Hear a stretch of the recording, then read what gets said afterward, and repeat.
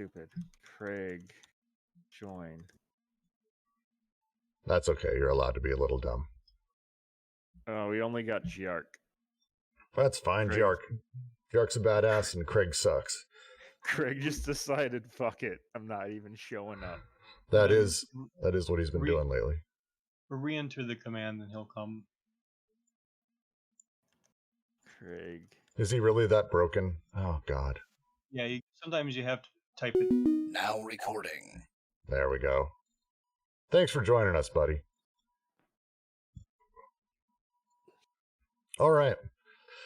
We'll give everyone just a moment to jump in. How is everyone's Monday going, by the way?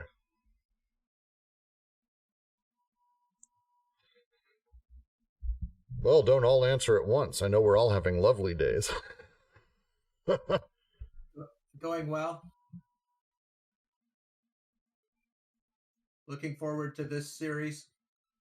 Me too. We had a great discussion last night.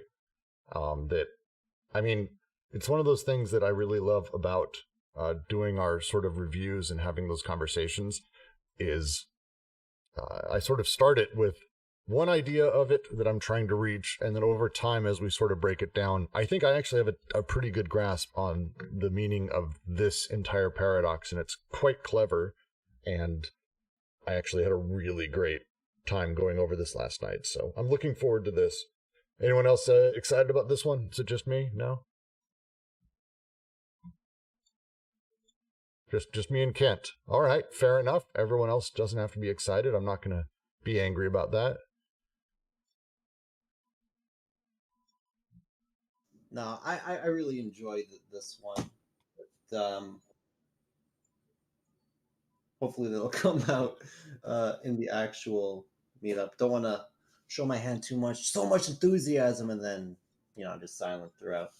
Yeah, no, I know how you feel. I get to sometimes I should go, oh, I think I have a great grasp of this, and about 10 minutes in, it's very obvious, especially as I go back and re-listen to recordings. I was wrong. But I will go ahead and kick us off a little bit here, and we'll go ahead and get going. I know it's a smaller group today. I didn't see Terrence on today. Is he not going to be joining us, maybe?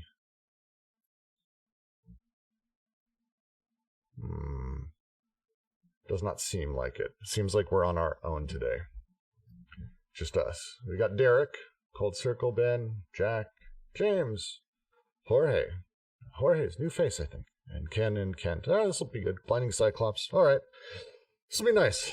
Ellie is going to show up in a little bit too. Oh, and Kent just joined. So, we won't be totally in the dark when we hit Lacan and stuff.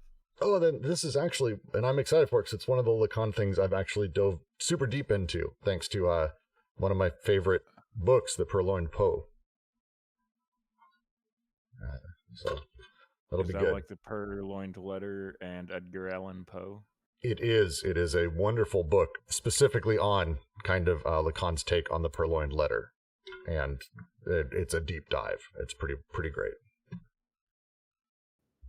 When Deleuze, in that graph after the main example about the letter, I mean, he would cite all these examples in quick succession. He doesn't really go into depth in any of them. I'm wondering, do people actually track those examples down to try and piece together what Deleuze was talking about? Because I kind of just brush over that stuff. So we did last night. Sorry, go ahead, Jet. Go ahead, Ben. I was just gonna say, like, when Deleuze was writing in the audience that he's writing for is like French academics in the mid 20th century, a lot of the stuff that he references is like either it's just assumed that the audience is going to be familiar with or have the resources to like look up the reference quickly, or like it's something that he and Guattari fucking, they'll be like, oh, somebody said this to us at a salon once, and then they won't give any further details. Like, god damn it. But like that's kind of what they do.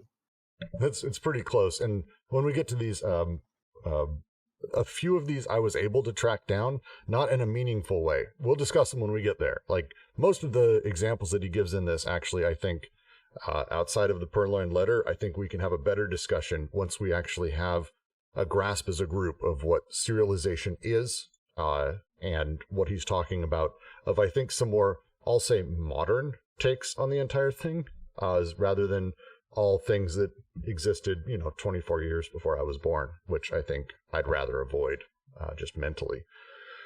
And might help, because that means if it's 24 years before I was born, that's 3 of me sometimes for some of you people. So we'll avoid that. But let's go ahead and dive on in. So to start off, as always, I want to thank all of you for joining us today at the Deleuze and Guattari Quarantine Collective's ongoing reading of Gilles Deleuze, A Logic of Sense. Today we're heading into the 6th series on serialization, which is a lot of S's, a lot of S sounds. Hope my de-esser is working on the mic. This is a really fun section. I think is going to be great because it's a really interesting lens to look at not only literary texts, but just generalized storytelling. And we had a fun time sort of having this discussion last night. So I'm really looking forward to diving through this for sure. But before we do, I'm just going to make a handful of quick announcements when we dive in. We are next week. We will be, well, technically the end of this week, this weekend. Our group will be starting its Bataille Oratis reading, which is going to be new and great. So I suggest anyone dive into that. Also, as always, please take a look at our calendar for all of our upcoming readings. We have 17 now, which is a little bit much going on the server. But we'll be adding more. And our YouTube channel is getting its makeover finally this week. So for any of you on YouTube, or if you are wanting a way to easily subscribe to the readings that we are recording and that we are publishing, the YouTube channel is probably going to be the best place for like an aggregated all of them. Did I miss anything this week? Jack, what's literature doing? We just finished our discussion on Roland Barthes' The Death of the Author, and we're now moving into the second part of our series, looking at Bakhtin and kind of his take on the author, which is kind of influential on some of the post-structuralists. Even beyond the author, right, we see polyvocality and anti-Oedipus. So we'll be doing that this week, noon PDT, and then the following week will be Foucault's Disappearance of the Author. Any other? Nope, go ahead.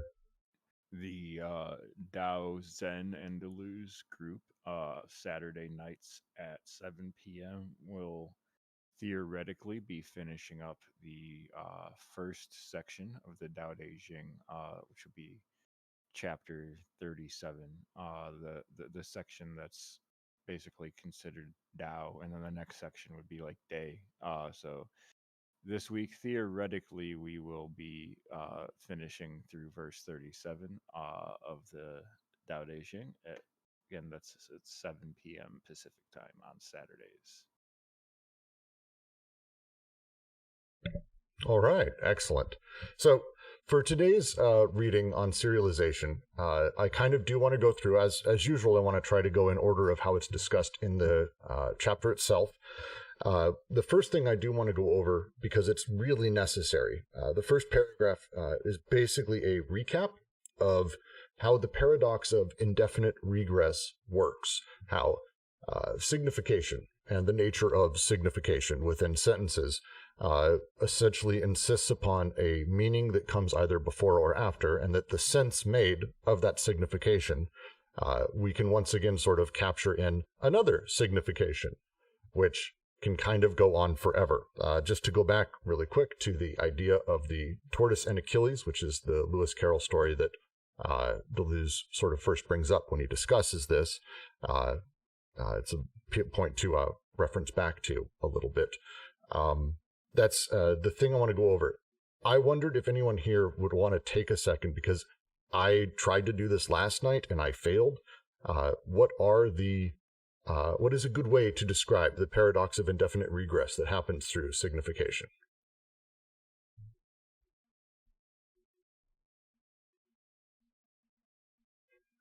Anyone? I could have a go. So you have a denotation. So the thing is, something's denoted. That's a denotation, and what's denoted has a name, which is its sense. So it has a sense, and the name of that is a denotation, which in turn has a sense, which has a name. So it's a kind of it's the endless regress between the denotation of something, saying what it is in its I don't know, state of affairs. I'm not sure, and the sense of it. But the sense has a name, which is its denotation, which then gives off a sense, which has a name, which is its denotation. That's how it's working. Right. In terms of names, I would say. So it's worth asking, does anyone have an issue with understanding this? Because this is going to become very necessary through the discussion of this. And I ended up having to spend a lot of time sort of going back through and rereading a few bits and having a handful of people be very kind to me last night as we sort of redid and really broke down a handful of these bits. So if anyone has a question there, it's a good time to bring that up. The idea being that at first things are sort of part of, let's say, a series, but we get a sense of the thing that's applied to the first. He uses the term in the first paragraph, this sort of lessening of quality is how he talks about it. The series brings a synthesis of names. Each name is distinguished from the one preceding it by rank, degree, or type. And the one preceding it is superior in degree to that name. So there's, along with the series, how I read this is that it's not just a series of names that, increasing complexity and it goes on, but there's actually a lessening with each step where N1 to N2 to N3 to N4, the names that are successively used, each one actually, it loses a little bit of something. That there's a little bit of less of the sense of the thing, or the actual sense of a thing, I suppose. The accuracy. Is that a fair way to put it? I'm not sure about the sense of the thing, because sense is expression here, yeah. But this is where in terms of your first question of paradoxes, this is like the first paradox in the series is introducing, right? Is the difference between the homogeneous series and the heterogeneous series.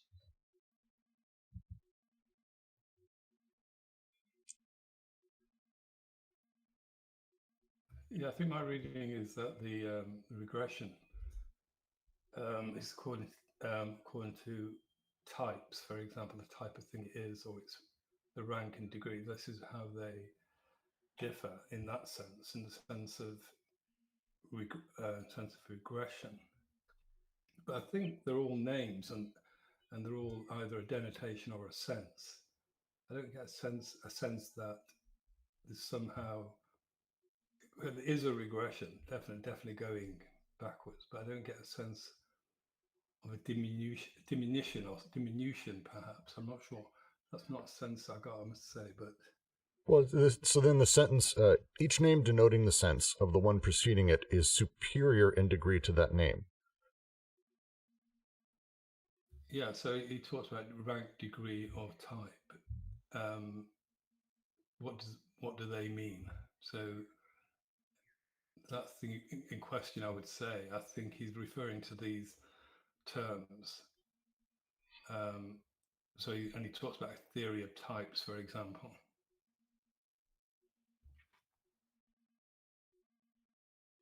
Okay, so I asked last night, and I know it sounds silly. Do you have an example of a series that we can use sort of as the thing to beat up as we go through this? Because we were trying to come up with one that was like easy, and he doesn't even give us necessarily one that is easy, one that we can actually use and one we can drive with. But is there one that we can do that with by chance? Does anyone have an idea? I think what we ought to do is we ought to take a step back and think about Russell's theory of hierarchical types, which is what this is based upon. And so the first thing to understand about the the theory of hierological types is that the reason Russell came up with it is because he discovered this paradox in Frege's work, and so that paradox is, a set cannot be a member of itself. If a set is a member of itself, then it generates a paradox, and so in order to try to control the paradox, Russell came up with this idea of the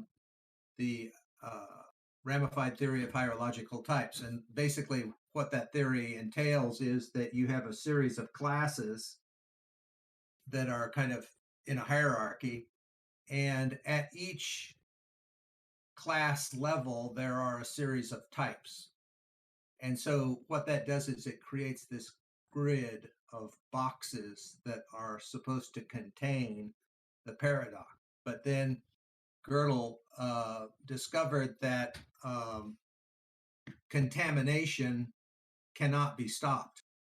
The whole idea of Gödel used ramified theory of hierological type as the basis for his proof, and he basically showed that this theory of hierological types does not stop contamination. And so analytic philosophy basically abandoned the theory of hierological types and came up with a simple type theory because it was impossible to contain that contamination. And so any formal system that you come up with will have this problem of paradoxicality creeping across boundaries within it. So that's kind of like a basic background to what he's talking about here. And so the series that he's talking about are the series of these classes, but the series of classes contain this series of types. And so there's really two series, right? There's the series of classes, and then there's the series of types. At each level, there's a series of types.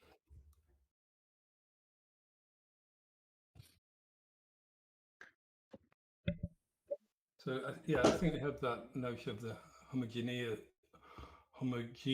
series and the heterogeneous series. So the standard series of N1, N2, N3 on the face of it is homogeneous because it follows that form of N1, N2, N3, N4. But if you actually look at it in detail, obviously it's a series of denotation sense, denotation sense, denotation sense. And this is what he's calling a heterogeneous series. And I think this is where he says the advantage of Carroll's procedure lies in making apparent this difference in nature. So in the sense the difference is in nature between the denotation and the sense, I think that's what that refers to. And going on from that, he says from this, so the initial analysis is that a series is homogeneous. Again, it's N1, N2, N3, N4. But then the next level, it's then seen to be, as halfway down that page, the serial form, and it's in italic, so it must be important. The serial form is necessarily realized in the simultaneity of at least two series. So he said the form of a series, that means there must be two series within it. And this is given by the simple example of denotation, sense, denotation, sense. So you can take all the denotations as one series and all the senses as second series. And there within that basic form, you have two series. I agree with that, and I also agree with the direction Kent was talking about, taking it in the line of the Gödel direction, how no matter what you do with a sufficiently complex system or series, if you invoke natural numbers, I'll avoid that technicality to the side, but basically it comes down to some sort of self-reference. the examples that we'll get into later have to do with, on the one hand, there's a point of view referring to something else, and in the other series, what was doing the referring outside is becoming the object of getting referred to. And the core of the Gödel statement is that a theorem is unprovable within the formal system. I mean, it is referring to itself, and this self-reference is the minimal necessary requirement to get what Deleuze wants. Otherwise, you could indeed have a homogeneous series, and you don't get much from that. But when you invoke a certain level of self-reference, that's when you can get into this. I kind of think of it almost like a splitting of the atom, but instead of a splitting of the atom, you have the splitting of from one series into multiple series, two series or more, and they're almost like parallel worlds. On the one hand, you can look at it from one point of view, looking in one direction, and then you cross over and look at it from the other point of view, and you can use the first series as the object, and it's these sort of referencing each other simultaneously is where this the core of where this paradox lies. So one thing that should be noted is that so you have this series of classes, which he's calling the names, and then at each level of class, you have a series of types that's orthogonal to the series of classes. And so that orthogonality is important. And it's like in Anti-Oedipus, the difference between connection and disjunction, because connection and disjunction together form a grid. And so this class hierarchy with types that's ramified creates this kind of grid. And the idea of the grid is to partition the paradox to control the paradox, but it ultimately doesn't work. And so an example of this is Bateson talks about the meta levels of learning. So in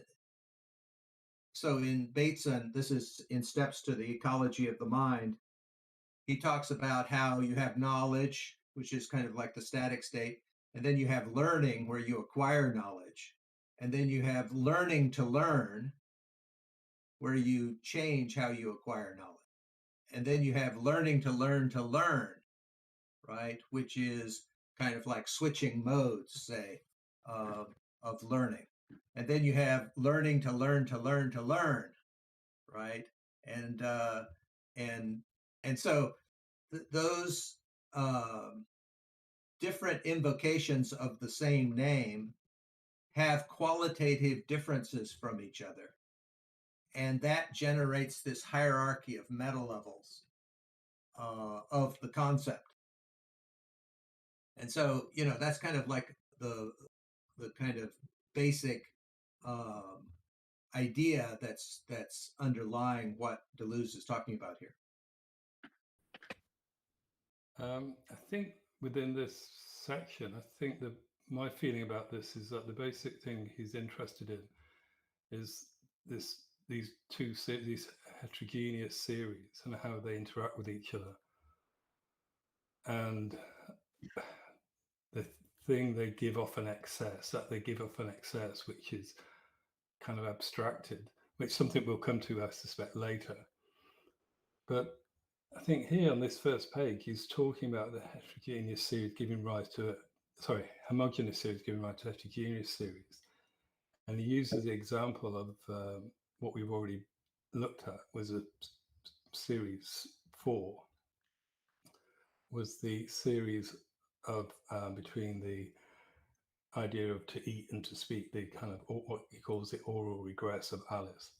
So one is a series to do with language, and one is a series to do with bodies, and that's a heterogeneous series. So he's referring back And one of the things I think about, we need to understand about this, I would say, is that this whole book is a series in itself.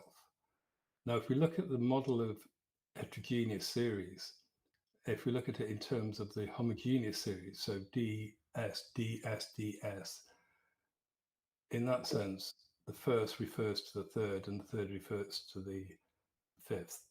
I would say that the sixth series we're on now refers back to the fourth. So he's doing that explicitly in his reference back to the fourth series in terms of the oral regress. So I think the series is not just a kind of abstract academic exercise. It's a kind of way in which the whole text is organized, I would say. So one of the things, I really thank you for that. One of the things he talks about is kind of, and we got stuck on this last night. The location of the series, let's say, however that is, however we want to phrase it, that these variations are unimportant. They represent solely degrees of freedom in the organization of the series. The same duality occurs outside, at the surface, and inside. It's adding like a layered effect to how he's describing sort of how these things work and how the series sort of operate and play inside of that. Am I reading that right? That there's essentially a topology to now the proposition where the series sort of interacts? Could you ask that again? So he discusses. I know there's been a topology, but specifically with regards to how the series sort of comes to be, where it, I don't want to say lives, but where it is created and sort of comes from. The dualities, the three that he talks about, occurs outside, between events and state of affairs, at the surface, between propositions and denoted objects, and inside the proposition, between expressions and denotations. There's like these three layers. This is where we know the dualities sort of come from, where they occur specifically. The implication in this paragraph feels to be that the series of events also sort of have this connection to being, I don't know how to put it, the serial nature of them comes from being in those same places, and that there's kind of, I don't want to say like multiple versions of series, but that kind of is how I'm reading it, that one is happening at one level and then another one that's happening at another, and then together they become the homogeneous, and then that sort of, in turn, we then shift into another heterogeneous, into a setup which becomes a homogeneous again, and that becomes the regression. Am I going way off the rails on this? So it seems like what he's doing here is he's recognizing that hierarchical type theory produces this series of classes going up, and then at each level a series of types going across. And basically he's abstracting out from those and saying we really have two series here, the series of types and the series of classes. And then he's going to start talking about the intersection between these two series. And something else by Bateson that ought to be taken into account is that Bateson in Mind and Nature talks about this thing that if you study two subjects at the same time, you get a better quality of information than if you study just one at a time. And so like the two subjects that you're studying, even though they might be completely different from each other, they have this interaction in your mind that it produces information of a better quality than you would get if you just studied one. And I think that's the kind of interaction that's happening between these two series. And the heterogeneity is based on the orthogonality of these two series, that they're independent of each other in some way. Yeah, I think the focus, his analysis goes from homogeneous to heterogeneous. And then at the end, I'm talking about the page that we're on now, page 39, and then on to page 39 to page 40. And he's continue to talk about heterogeneous series. So it's that they can term in various ways. We consider a series of events and a series of things. So, and in which the events are written. So the event and the thing are heterogeneous. And then he goes on to list these different heterogeneous types, but he says that they're not important. Because all they talk about, and this is page 40, these variations are important since they represent solely degrees of freedom in the organization of heterogeneous series. And he then says the same duality, the same kind of heterogeneous series, which is two different things are brought together, can be outside between events and state affairs, at service between proposition denoted object, and inside the proposition between expressions and denotations. So I think he's saying that the heterogeneous form of a series is, it's really, it's quite, what's the word? There's a lot of it, but it's not that important.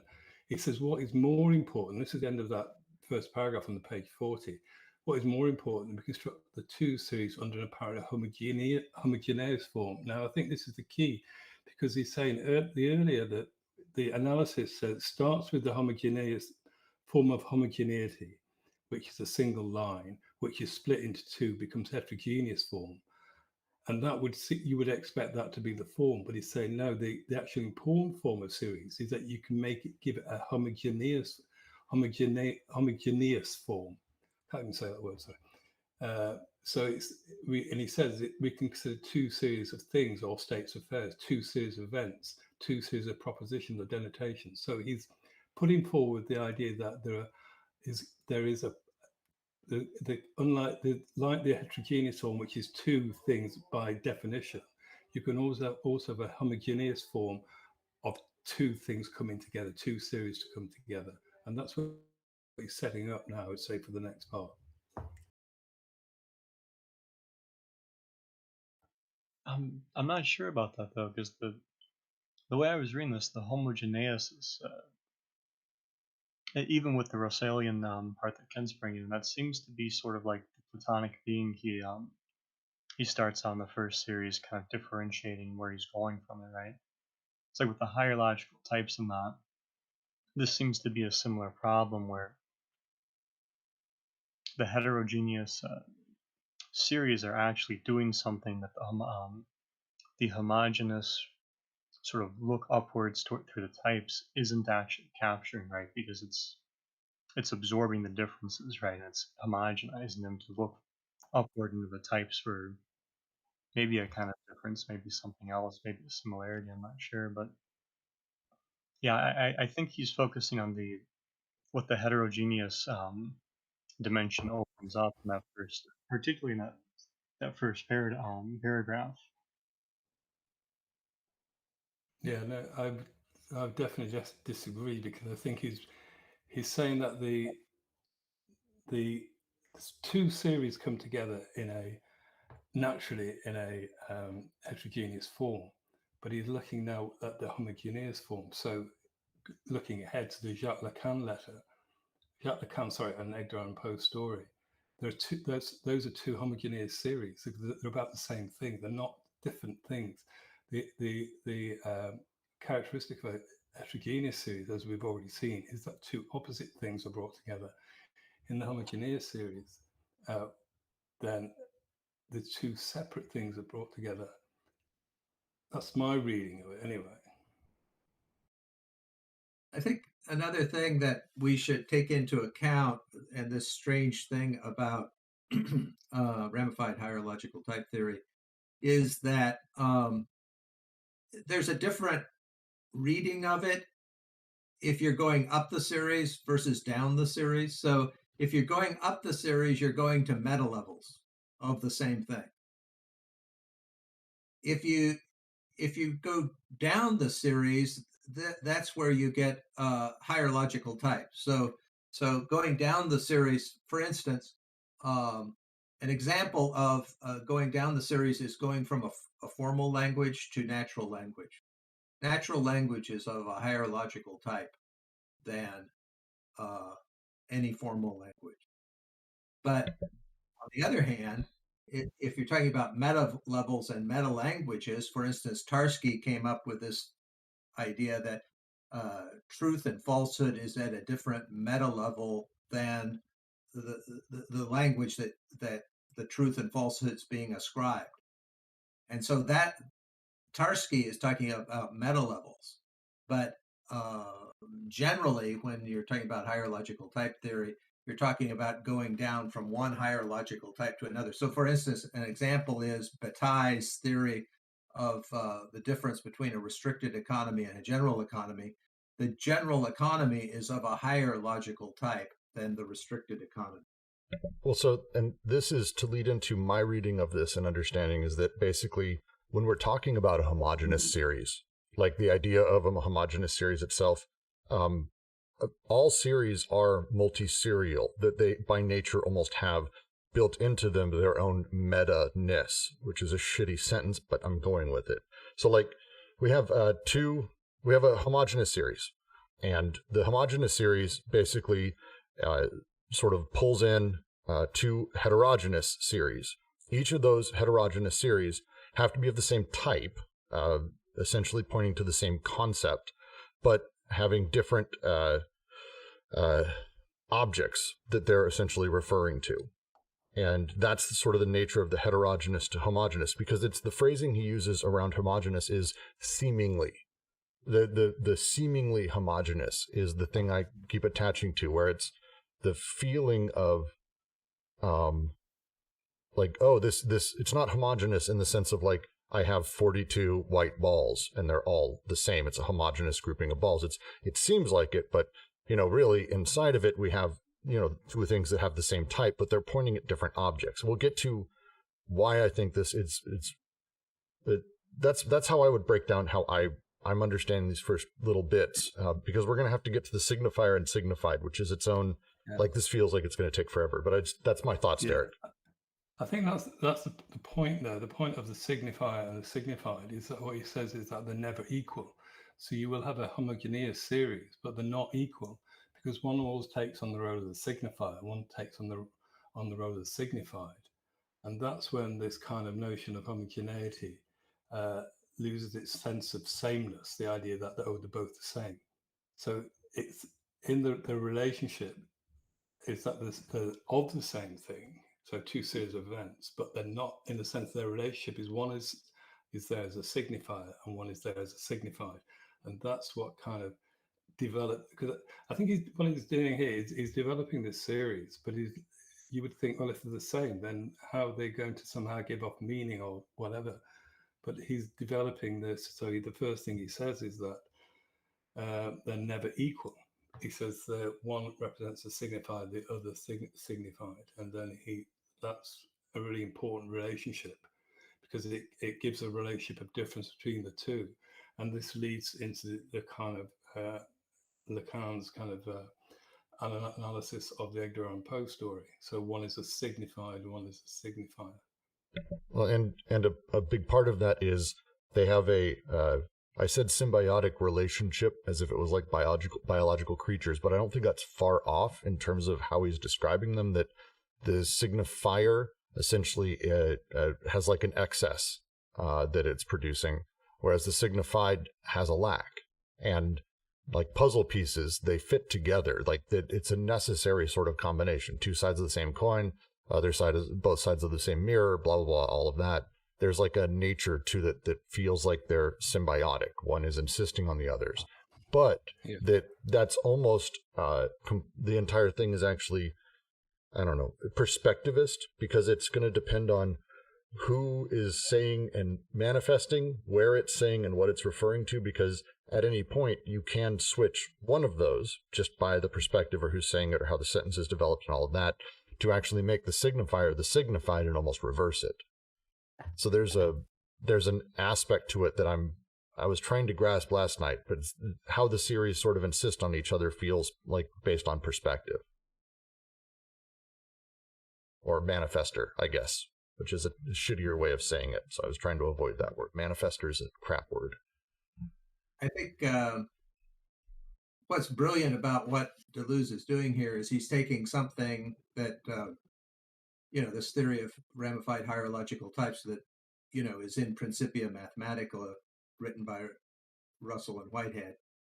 And he's using that to connect to Husserlian semiotics in order to define what is the difference between the signifier and the signified. So basically he's saying that if you start with ramified hierological type theory, where You have a hierarchy of classes, and then at each level you have this series of types. And you take those two things together apart because they're orthogonal.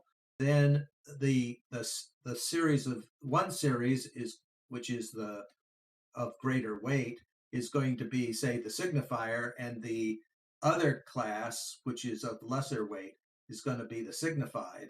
And that's where the difference between signifier and signified comes from logically. And so I think that's an interesting point that he's developing here as to what is the source of the difference between signifier and signified. Well, and he goes into, and just to go through it because it's worthwhile, my notes that I have, again, going back to the three layers, there's the outside, the surface, and then the inside. Based on the signifier and sort of which of those stratum it takes part in, they represent different things. So like an outside signifier is the event, and the signified of that would be the state of affairs. If the signifier is at the surface, it's a proposition with denotation, manifestation, and signification, while the signified is the thing denoted, the subject manifested, and concept. If it's an inside signifier, it's an expression without relative terms, and the signified is denotation, manifestation, and signification properly. So there's an interesting sort of stratum he places based on the relationship of the signifier and the signified inside of those sort of three layers, which I found really interesting.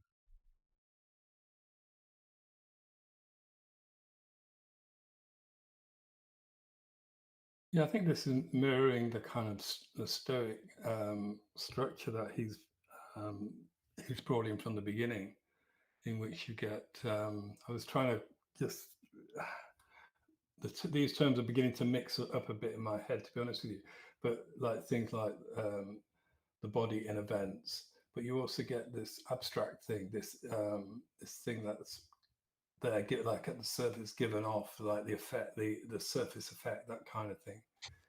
And I think that tripartite structure is an echo of that, or even an echo, perhaps another manifestation of that Stoic structure.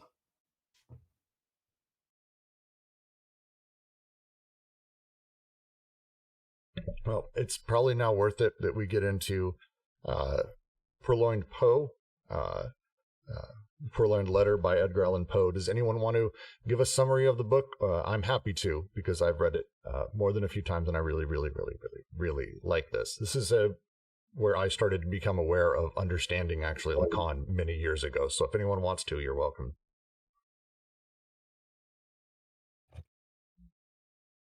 Ken, do you want to do it? It's going to be you or me. Like, I don't know if anyone else here cares about Lacan as much. I got a mouthful of food right now. All right. I can give it a shot, and then you can do some. Okay. You can explain a little bit of Lacan's analysis on it. Does that sound good? Yeah, sounds good. All right. So finish your food. So the story from Edgar Allan Poe, it's a short story, wonderful piece, sort of a classic, clever twist, and one of those things that was not done back in the day. Story tells very simple. The queen is having a torrid affair, and she gets a letter. What does she do with the letter? She, instead of hiding it, places it out on a table and is very happy because the king walks right by and she's like, haha, see, no one notices a thing in plain sight. She's very proud of herself. Well, so happens that Minister, who I don't think actually ever gets a name, Minister D, does he ever get a name? Crap, I should have reread this last night. Anyway, the minister happened to see this and goes, aha, I will switch it. And he switches, leaving a blank letter in its place with a little bit of a blackmail, and takes the torrid affair proof with him, blackmailing the queen now. So, of course, they need to get a detective on the case. Out comes Dupont, who's a big sort of guy who's, Poe's dude. The police, like the king, the police are looking for things that are conspicuously hidden, would be the way to put it. They start tearing apart behind wallpaper and tearing apart the minister's house. They can't find anything. And because of this, the minister's incredibly proud of himself for hiding something in plain sight, because what turns out is he actually placed it out in the open, and they didn't go through things that were out in the open. But Dupin notices the letter and goes, "Oh, he's hidden it in the open.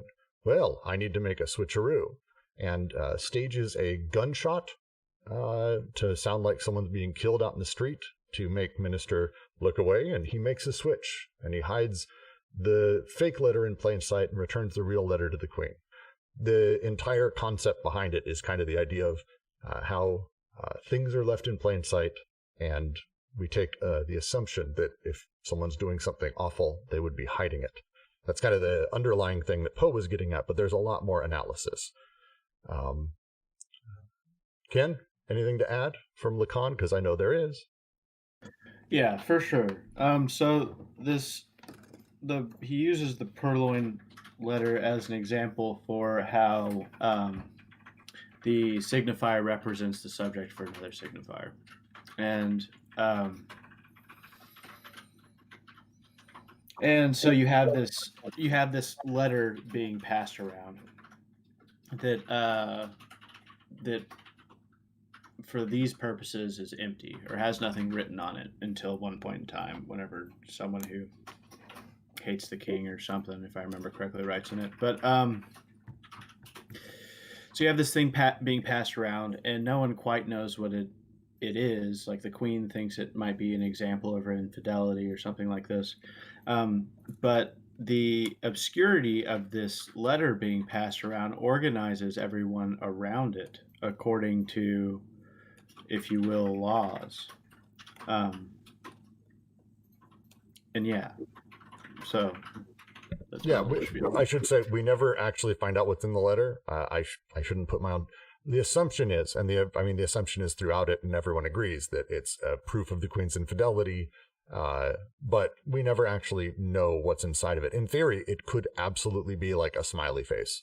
And what the letter does is, because of what it could be to everyone and what it represents, it organizes all of the people and actions around it based on what that is. Like this is the thing Lacan was attached to. It's why Zizek referenced it. It's why so many people talk about this. I think Derrida, wrote about it and against Lacan. Like there's this whole, everyone talks about the story because it's a really interesting concept of this empty nothing that we don't know what it is, but it signifies, the signifier of like what all of these people need to be doing against it.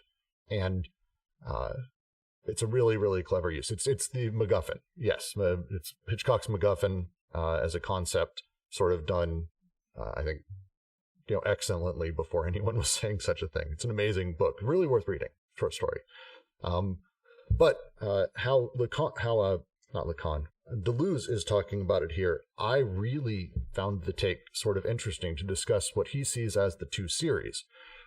As I described the story, we have the one series, which is the king who does not see the compromising letter received by his wife because it's out in the open. He doesn't think that would be anything.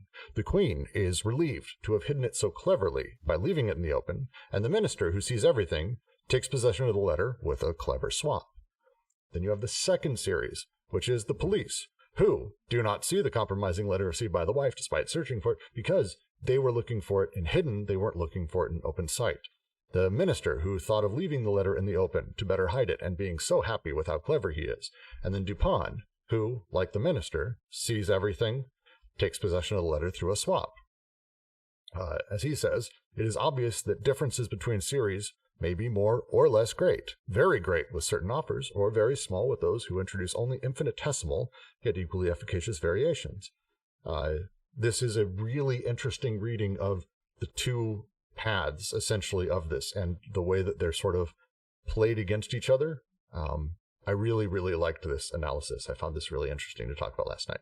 So with that, I will just leave it open because everyone's been saying we'll come to Edgar Allan Poe's story. So now we're here. Derek, do you want to jump in? No, it's not one I really know, to be honest with you. I mean, I think sorry about that. I mean, what's interesting is the way in which Deleuze uses it. He uses its structure, the serial structure that he puts forward, and he uses the letter as the center for that relationship. So the letter is, it's how each series has as its center the letter, which is something which will be cited later. Well, I think it's interesting because it's almost like more so than a center even. He talks about it animating, the paradoxical entity is what animates and traverses the series and makes their relation possible in a sense. So that quote at the end of the essay where he says, as in a game, we participate in the combination of the empty place and the perpetual displacement of a piece, I think is a great sort of like mental schema to think about this because it's, in other texts, Deleuze talks about chess as an example, but there's it's almost as though the two series need a place to be able to spill into, one to spill into and the other to can step in and then to keep moving that place. He calls it a mobile empty place, which I think is interesting. But then that also brings me back to we don't necessarily need to rehash this, but to me this is why the whole heterogeneity thing is a bit more complicated, because I don't really see him discussing something called a homogeneous series and something called a heterogeneous series. Like to me it sounds like homogeneity is like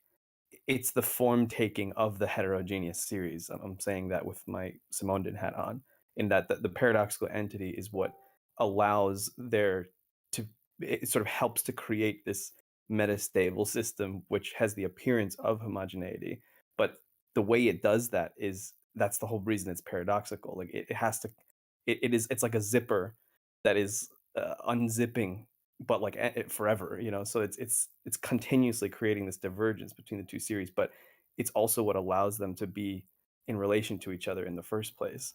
So that's kind of, I'm thinking of the homogeneity there as something that almost arises from this process rather than as something to be opposed here. And the Purloined Letter, yeah, I just really like the game example here of the empty place, because in a game it's very obvious to us and how that animates the entire, we talked about chess in an earlier series. I think it might have even been the fourth series. I'm not sure which class, but where we talked about the rules of chess. But also if you think about the playing of it, it's in that the empty spaces are a requirement for you to be able to play the game in the first place. And the appearance of homogeneity in the Poe story, one way of reading it, I would think, is the unfolding of the story itself. It unfolds like a sequence of events. You think first scene, second scene, third scene, end of the story. And what Deleuze and Lacan, I imagine, are saying is that, well, even that is a great example of a homogeneous series that actually isn't homogeneous. The thing that is animating and traversing the two or multiple series is this letter, and you look beneath the surface and there's all these other things going on.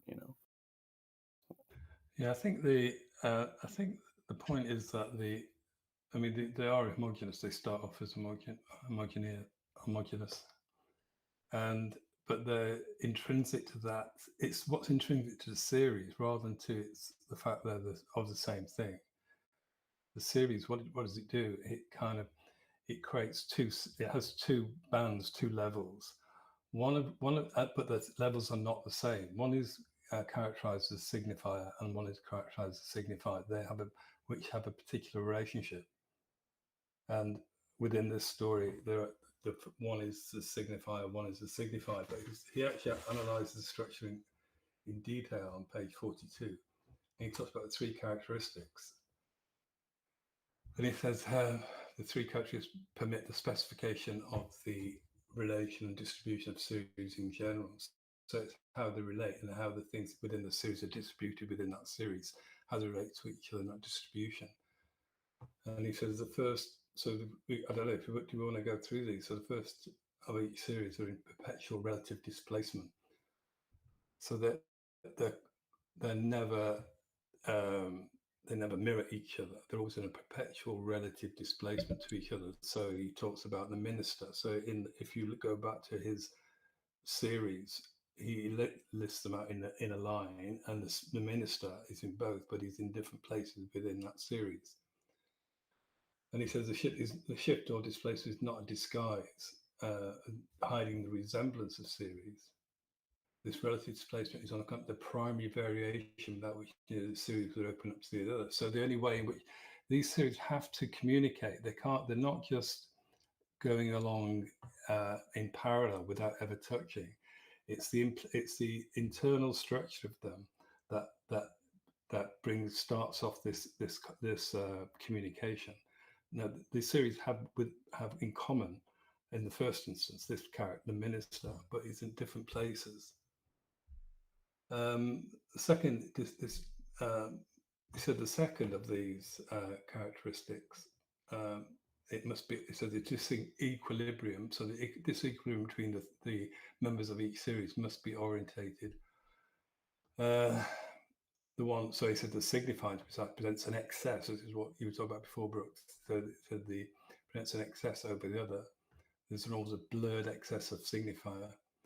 And they said they reach the most important point, very especially in paradoxical case, which shows a relative display of the two series, the excess of the one over the other without being reduced to any of the terms of series. And this is the letter. The structure of the letter is the thing that is the third point of this characteristic of these series and the way in which they interact with each other.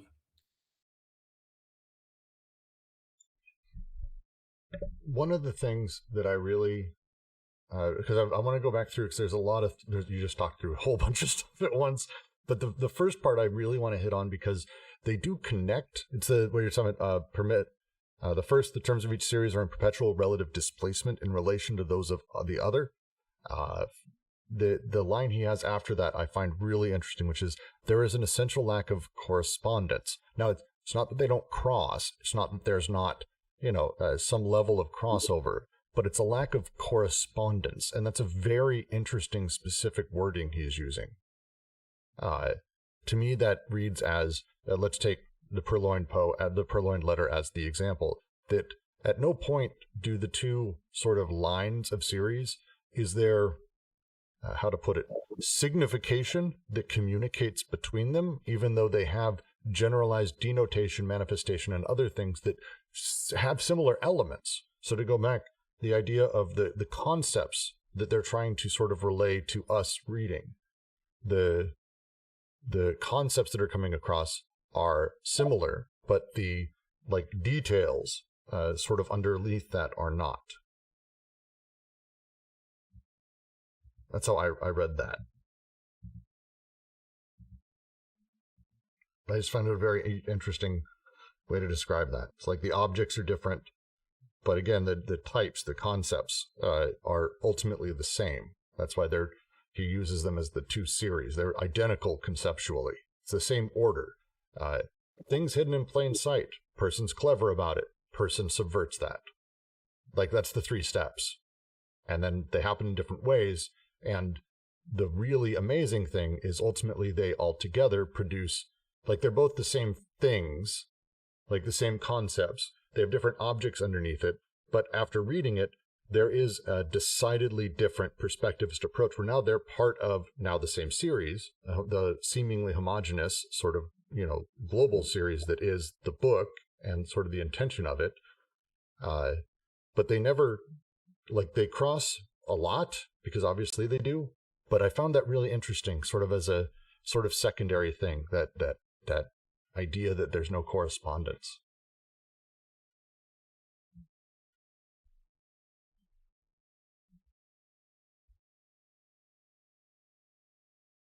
Yeah, I think there's a certain dynamism between the two. I think that's, otherwise I think it would be pointless, really, the whole thing.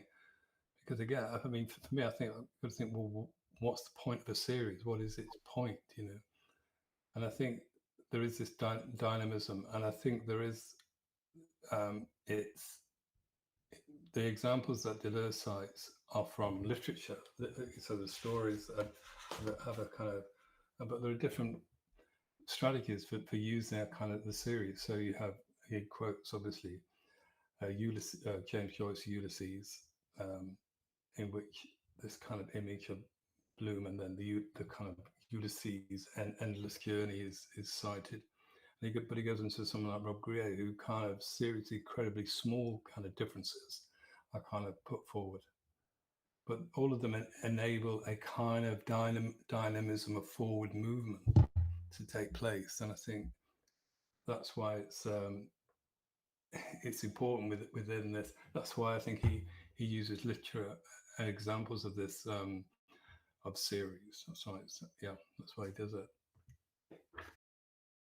So, Alyosha and Jack, I know you guys are having a great discussion. I'd love it if you were to do it a little bit more in audio because I think it's a worthwhile conversation. Let me sum up, and then I'd love you guys to just take a second. So, Jack, would you like to just state your little thesis on homogeneous versus heterogeneous and how they play? And then Alyosha will have you do the same. Because it's a good conversation. I'd like that. Oh, you're both agreeing and disagreeing with Derek. Then one of you say something. Yeah, sure. So this is what I mean. Like, it starts out like what Ken's talking about in terms of Bertrand Russell and that. I think that's fair. I think that's what he's talking about in terms of there being a first perspective that produces the synthesis of homogeneity. And in that, I think he's saying that that's tenable, right? But that relies on a certain assumption, right? And this is what I mean. It's like it seems to be a parallel to his criticism of Platonism that this move for induction, deduction, upward and downward, right? That's still tenable, but that also excludes the role of becoming, right? That kind of pushes it to the side, if you like, right? It excludes it in a certain manner of speaking, or at least displaces it. So when he moves into the second perspective, which starts with, but if instead of considering, this is the first paradox, he's breaking with the common sense of Bertrand Russell, if you like, right? Because to me, it seems like he's saying that now that we're moving into this question of the heterogeneous series, right? That has a relationship with the homogeneous in the first perspective that isn't as discussed, right? And by opening up the space, something's going to happen to that first perspective, just like with the Platonist, that's going to begin following what he's laying out here in terms of the signified and signifiers.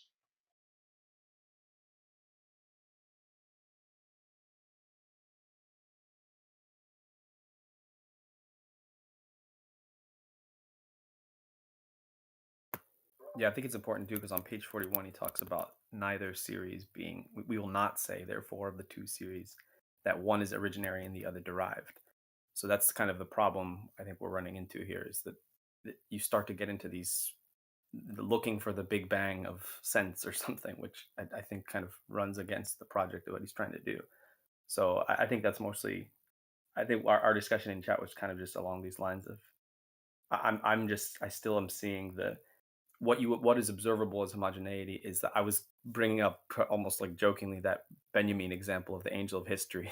Like the angel of history's back is turned towards the future in a sense, and they're seeing the wreckage pile up with their feet. The homogeneity is only possible from the perspective of having one's back to the paradoxical entity and sort of riding that wave.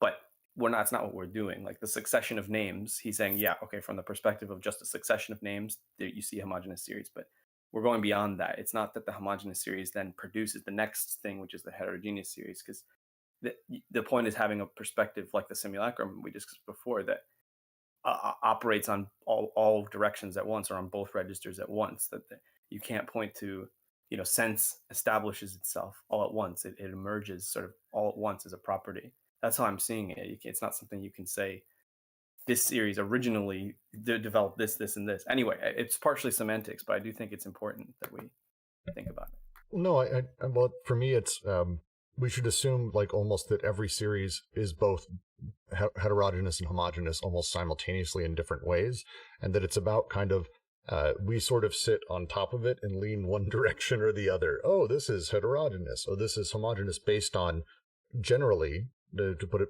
blunt, like our sense of the thing or what we're reading at the time or our sort of perspective to the proposition. And that kind of switch is, again, wholly subjective based on us as we go through it.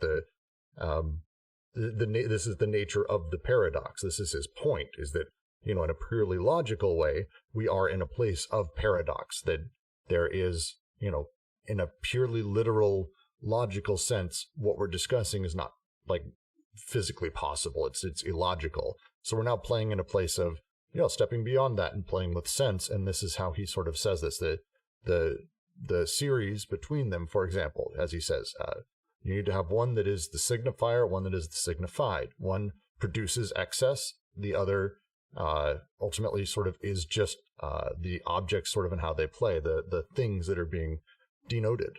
The letter in Lacan's commentary, as he talks about, is the signifier. It is the thing that ultimately is sort of driving a lot of these things and is playing that, but sort of organizing the two series. He gives a few other examples, and we did go through last night and like Google all of these. I found one that got turned into a movie like 3 years ago, so we may be adding that here pretty soon to our movie nights. The one, the women's mouths and animals example, whatever the hell he was talking about. It's a very strange example, but like all of those things, I think are pointing to this idea that that is where we're sitting, that we kind of, as we go through. And again, when we talk about series, so I'm going to ask, because his use of series here is different as I went through this than how I was sort of originally talking through it. Is he talking about ultimately, when he says series, like the things that like he uses the example towards the whole thing, the things that happen in a story. So we're talking about sentence to sentence to sentence to sentence to sentence to sentence, the chain of events within a thing and the series and the sense and the denotation, manifestation, and signification of essentially every story and every reading and how we make sense of things. Is that what he's referring here?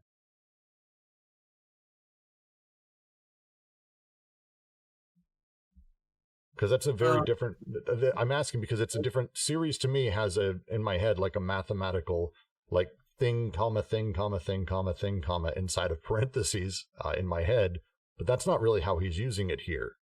It doesn't have to be one sentence, then the next, then the next. I remember in the previous paradox, it was one of the examples was the song, or was it a song? Like, do we go through every individual stanza or every third stanza? And it was almost in an arbitrary fashion, dependent upon the context that matters. And in the context of the letter, there's it's not every individual sentence, but we see the structure of the three statements in the first series and another three statements in the second series, and we can, maybe not arbitrarily, but there is a relevance to the structure of these two series and being compared and contrasted. So it's not necessarily the every sentence and that's it. No, we can go in and parse as necessary, like a regular expression type of tool as the subject. Well, okay, but so I ask and I say every sentence, and it may not be like, I may be misstating this or misunderstanding this, but we are talking about signifier and signification is in every single proposition. And so we're talking about proposition to proposition to proposition in the sense we've made of them and how signification works between them, because signification necessarily relates words to generalized concepts, and the sort of syntactic connection of the implication of said concepts. So that's signification sort of rolling through a piece is what we're talking about, and the different signifiers in the chain of those. That is one series. Is that a better way to put it? I think the relationship between the signifier and the signified is set out on page 42 when he talks about the three characteristics. Because what he wants to do, he wants to come to the paradoxical entity, which one example of which is the letter, which is, so he goes through, so he's talking about the kind of relation. So the series, so I'll go back to, the notion of series. One is the signifier, one is the signified. And then he talks about their characteristics. So he talks about a kind of shift of displacement between the two, a disequilibrium. But then he talks about the third, which is the most important one. So I'm just trying to find my place. The most important point, and it's a very special and paradoxical case, which ensures the relative displacement of two series, the excess of one over the other. So again, it's the relationship between the two series that's being talked about here, and the relationship is one of signifier to signified. And he talks about this excess of the blood excess of signifier, and So you relative space of the two, the excess of the one over the other without being reduced to any of the terms of series. So there's an excess in this relationship which is not in either of the two series. And he gives the example of the letter. So if we go back to the kind of example of the Edgar Allan Poe, so it's the I can't trying off the top of my head. The first series, King, the Queen, the Minister. Second series, the Police, the Minister, the Detective. Those are the two series which are kind of in disequilibrium with each other. But what's the excess in that relationship is the letter. And this is what he talks about as a paradoxical entity. So he says the letter is one such, and he gives another example, Lacan's commentary in the Freudian case study. But this is what he's going to. So, and on page 43, he's going to say what are the characteristics of this paradoxical entity, the thing given off by the series, but not part of either of the series.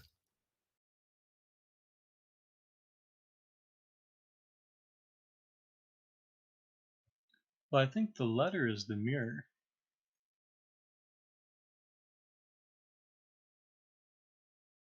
That's its characteristic, yeah.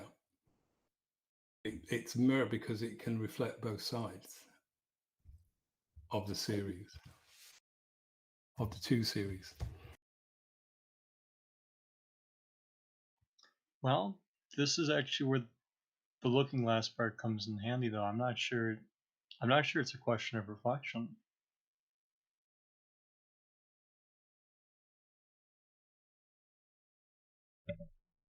I'm going to say I think so as well. The idea of the mirror, his reference here, and it's worth discussing. But if it's a direct reflection, I feel like it would be more of a distorted reflection, a stepping through to something that sort of distorts the signifier to signified. If we're talking about like the way I would see it is the mirror sort of sits between the two series in Poe's story.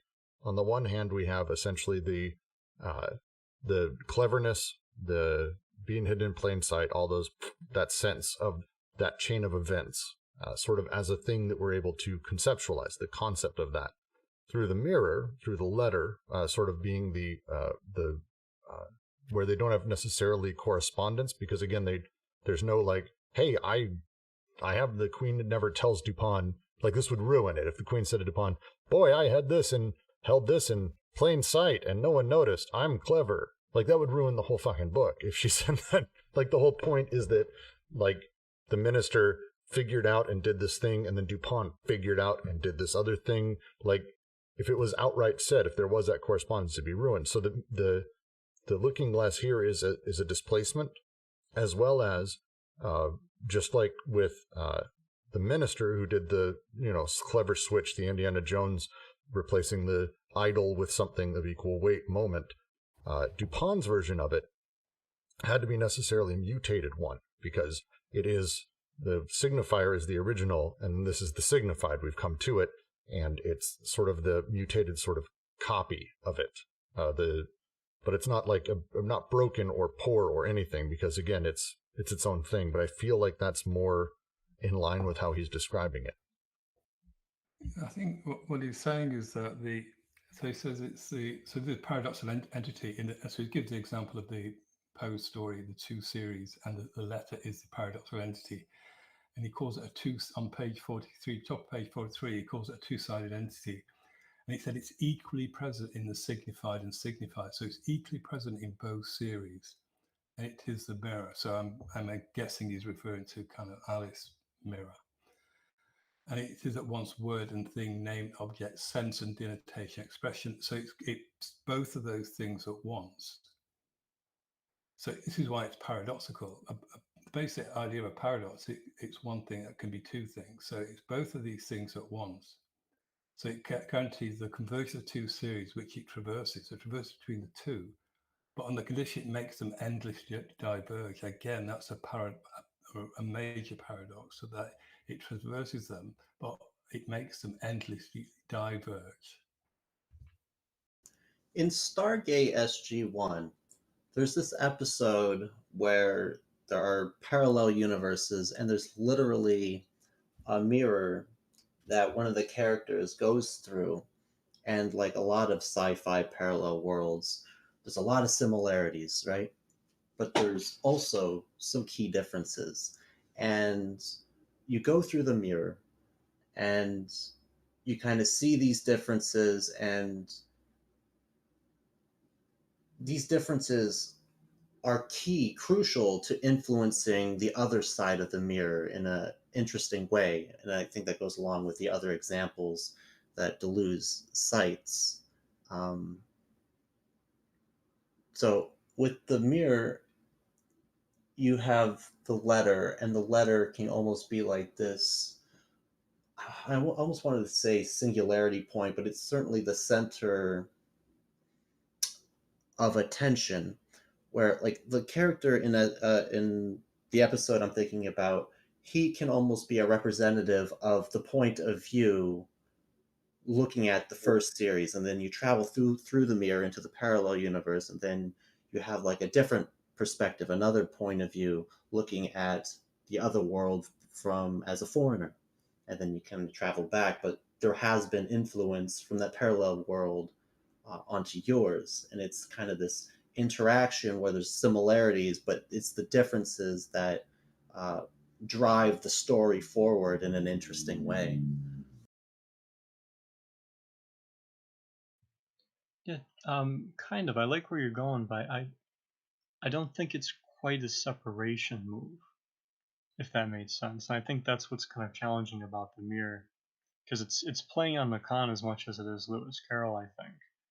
Um, and so I really appreciated your criticism earlier in the chat about like what I was saying about the signifier. And I went back. It's interesting. The signifier does have the capacity for the proposition, but I think the important thing in differentiating the two is that the signifier is where expression still is. The signifier is the dimension of expression, which in fact has the privilege of not being relative to an independent term, since sense as expressed does not exist outside of the expression. He goes on to say sense itself is never signified.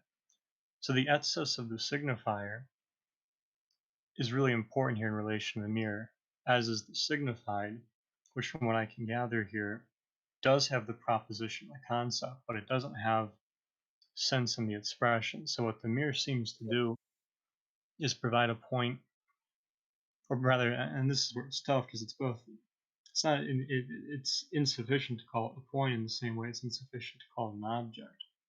But it seems to be what allows there to be this excess and lack, both in convergence and divergence. So it provides a point of unity, but also a point of dispersion.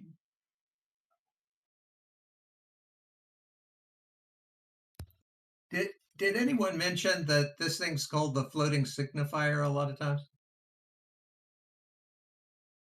No one has mentioned that. Yeah, so generally the terminology is that this intersection between the two series is called the floating signifier, and basically what it is it's like they're where the two series kind of interfere with each other. There's like a gap or a hole, and then the floating signifier is like the excess that's the opposite of that gap where the interference occurs, and that floating signifier can appear in either of the series at any point in the series. That's Yeah, you know what? Sorry, sorry, go ahead. Jameson. The floating signifier is an interesting one. Frederick Jameson utilized that when talking about film, and he does it a lot in his film crit. One with being Jaws, that Jaws essentially the shark itself like has no meaning, but it's a meaning we place upon it. The idea of the floating signifier basically is that it's empty and kind of a, I don't know how to put it, black hole of meaning. It'll take whatever you give it, kind of thing. Really interesting concept to think through that. Go ahead, Alyosha. Sorry. I lost my train of thought, Brooks. You derailed me. I'm wallowing in nonsense. I'll have a thought. So could I mention something else? In Bateson's in his article on meta levels of learning and steps in the ecology of the mind, the two series that he talks about are the series of learning and learning to learn and learn to learn to learn, like that. But he says those are analogous to the idea of movement in physics. So you have stasis, and then you have movement, and then you have acceleration, and then acceleration of acceleration, and then a state that's like jitter, that where there's rapid transition between uh, uh, accelerating states, and then no higher, in the physical world. There's no higher kind of quality of movement, and so what he's trying to get at there is that as you go up this series of the meta levels of learning, it's harder and harder to think what the next level is, and that series is finite. It's not infinite. It comes to an end, because it kind of in the unthinkable.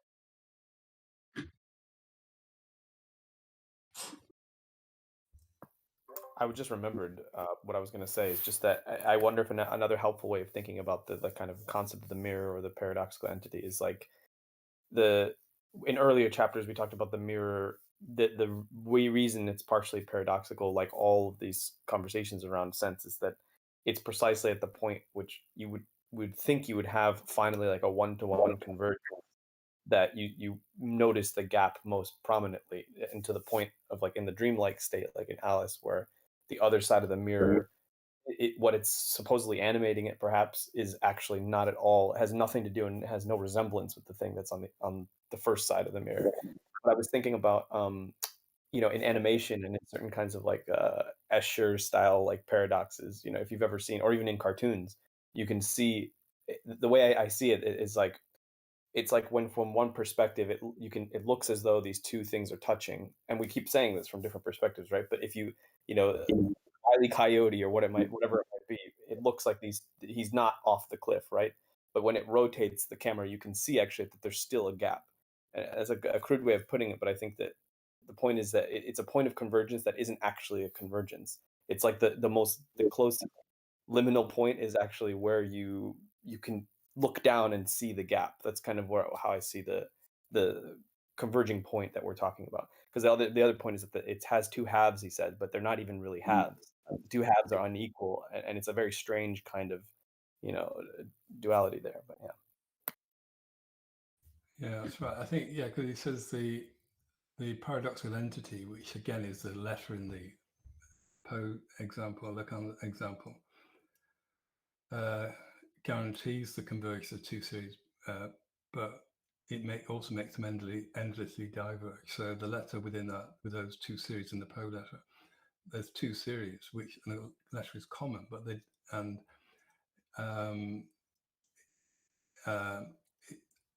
it guarantees a conversion. So there is a kind of relationship between that, but on the condition that it makes them endlessly diverge. And he goes on to say that so the paradoxical entity is a property of being always displaced in relation to itself. So I think this is quite important, this section, because he said if the terms of each series are relatively displaced in relation to one another, so in other words, if you take a series with three elements in it, like I'm trying to remember, the Queen, the King, and the Minister. So there are three terms. He said if the property being, if the terms of each series are relatively displaced in relation to each other, so they're displaced in the sense that they have an absolute place in that series. So they're not where the other one is. They are where they are in their absolute place. He says that, but this absolute place is always determined by the term distance from this element, which is always displaced. So their absolute place is determined by the distance from the paradoxical entity, the letter in this case, which is always displaced in the two series in relation to itself. And then he goes on to say, we must say the paradoxical entity is never where we look for it. No, I really like that. Yeah, we never find it. It's that last bit that I really like, where it's almost the old line about trying to hold sand. The tighter you grasp it, the more that it slips through your fingers. There's kind of an element of that as you sort of chase the paradoxical element, trying to find, like the knight, or the telling the song to Alice, where he's describing it. And as you chase, what's the real name? Well, the real name, and chasing that one, trying to get to it, trying to nail it. The closer you get, the more it moves. As they use the example here, it's always on the next shelf. It's always on the next shelf. What's on the next shelf? And then when you move to that, it's on the next shelf. It's always displaced. It's always moving. It's always like just on the next step. It's always right there. It's always right there. I kind of like that visual for it.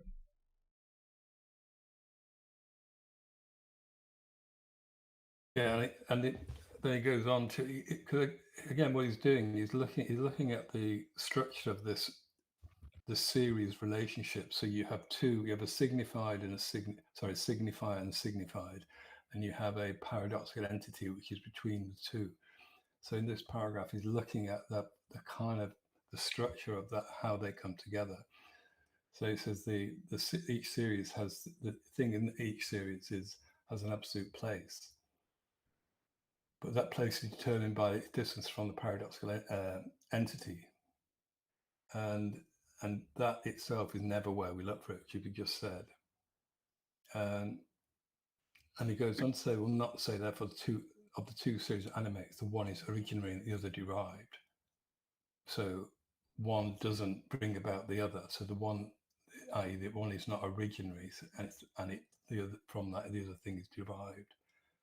He says that they may be originally or derived later, but they can also be successive, so one after the other. But he says they're strictly simultaneous in relation to the entity by means of which they communicate. So they're simultaneously by means of, the Lacan Poe example, they're simultaneously by means of the paradoxical entity, which is the letter, but they're simultaneous without ever being equal, since the entity has two sides, one of which is always absent from the other. And this is this kind of two-sidedness of the object that he's talking, this two-sided entity talks at the top of the page. So I'd like to talk about something slightly different. What I was interested in when I read the Poe story was the fact that it went beyond what Lacan was talking about in his analysis of the story. And that is the fact that the letter was turned inside out and folded. And so that makes the letter like origami. And there's this interesting kind of thing about Euclidean geometry, which is that in Euclidean geometry, all the proofs are done by straight edge and compass. And so there's certain things that you cannot prove with straight edge and compass, like the doubling of the cube and the trisection of the angle.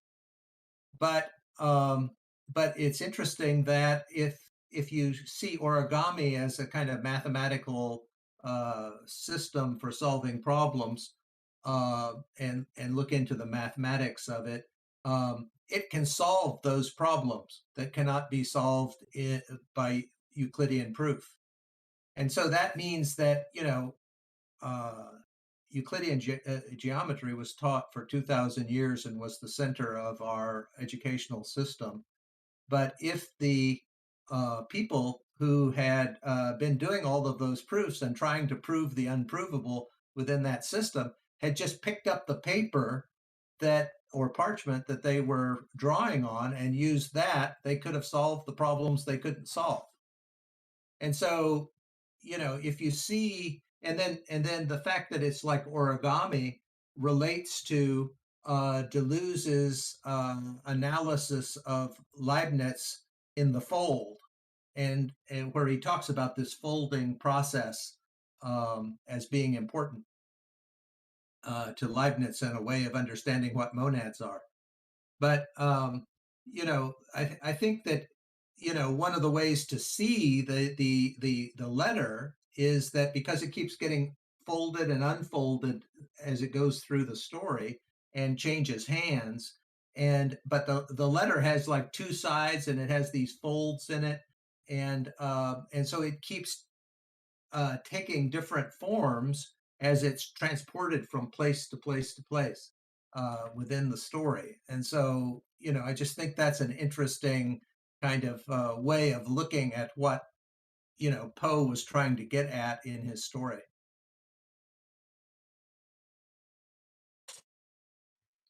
If I could go back to your point about Lacan, though, I actually think this does help a lot because I looked into the Ratman essay with Ken, and we discussed some of this, and I think it actually helps there because where Lacan's talking about myth, he's going to talk about something like what Deleuze is with these two series. And for Lacan, this is going to show like a fluidity of myth. But my take on Lacan is he's going to say this fluidity is actually dependent on a structure, right? And he's going to kind of go upward with it, which is what I see us talking about in terms of the homogeneity.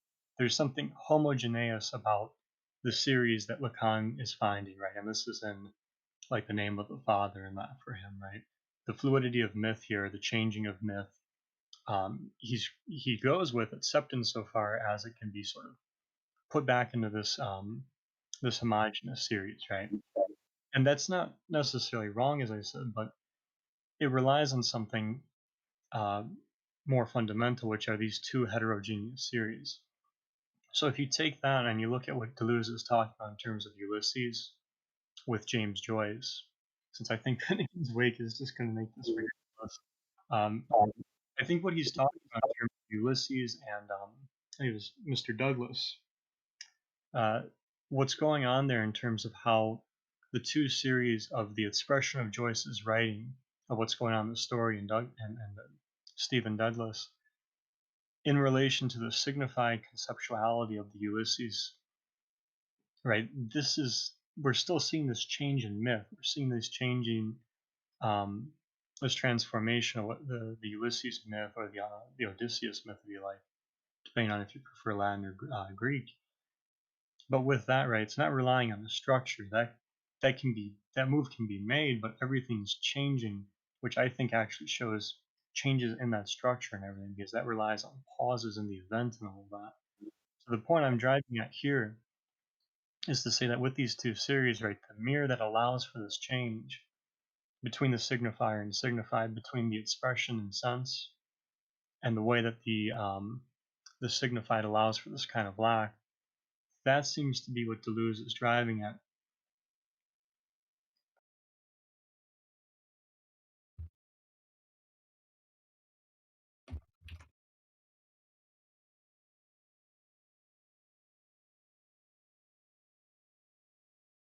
I'm sorry, it was Bloom, not Douglas. That's my mistake. Bloom and Ulysses.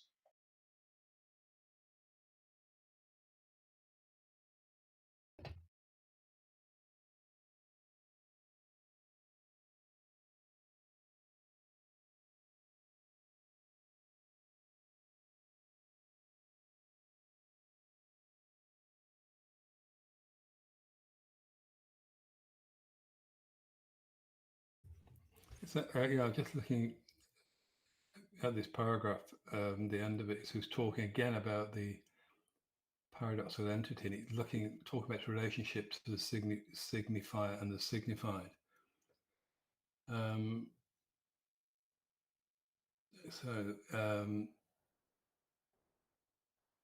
So he says the entity has two sides, one of which is always absent from the other, which I think he's talking. I'm not sure that I think he's talking about the series, but I might be wrong.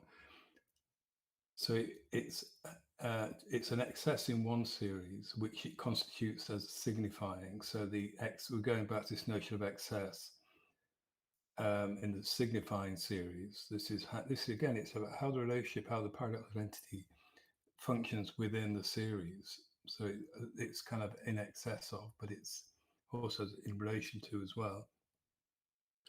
So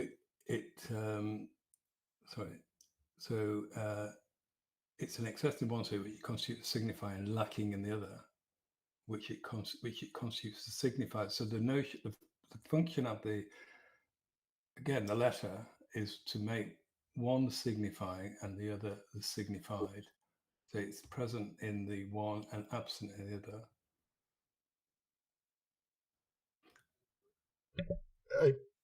Sorry, go ahead, it is Jack. a big part of the relationship, but we got to focus on. So, like, the reason I'm using the Ulysses example is to show the convergence and divergence. What happens in Bloom converges on the Ulysses story, right? And that Ulysses story is as a signified converges with what's happening in the, Joyce's story, and yet they diverge. So if we go back to this idea of, I'm kind of leaning on McConnell a little for this, but this idea of myth here, that is changing altogether without relying on like a larger structure. So you're right about the signifier and the signifier relationship, but it's also causing changes in expression and changes in what's happening with the signified. And I think that's very important because in this sense, the mirror is acting kind of what sense does between propositions and objects, right? It's creating a sort of frontier, although not quite in the same way that sense does. And in this manner, we're seeing the two series actually changing as they progress. And that's important because it's not relying on the larger it's not. I don't think it's relying on what Kent was saying it would for Russell in a manner of speaking. So how did they progress? It's a regress. True. I want to. So I've been trying to think through what would be a good example of something that is a bit more modern and maybe even an interesting sort of take on this. The film Traffic is the one that sort of came to mind the most in terms of having, multiple series that have their own signifiers. One obviously steps over the other. They have the central thing inside of it that sort of connects all of them, but it's not like the thing or the point of the story. It's an empty signifier of sorts with the drugs. But the beats of each of the storylines are essentially identical. It's character wants to gain control over a thing, drugs interferes, failure happens, with ultimately the payoff of all three culminating in during the credits scene where there's a new small baseball diamond for kids to play in Mexico, like as the sort of finalized excess and third part. This, I spent like last night going through and like rewatching some old movies and, breaking them down. The idea of basically doing this and thinking through the series of films and how, we find the meaning, where the connective parts are. Again, they don't have moments between them where they're like resharing all of those stories and all of that. But it's I think a good example of how these series can sort of interplay. Real quick to Derek, I guess my point about progression is like where Deleuze writes, that which relates the signifying series to the signifying and the signified to the signifying may be assured in the simplest fashion by continuation of the story. Be assured in the simplest fashion by the continuation of the story, the resemblances of situations, or the identity of these characters. But nothing in all this is essential. So I do agree with you about the point about the regression. I guess my thing is like it still seems to move both ways at once, right? Because we do have this point about the series still going on, right? S5, S6. That's there's still this consideration that the series doesn't have to end at S4.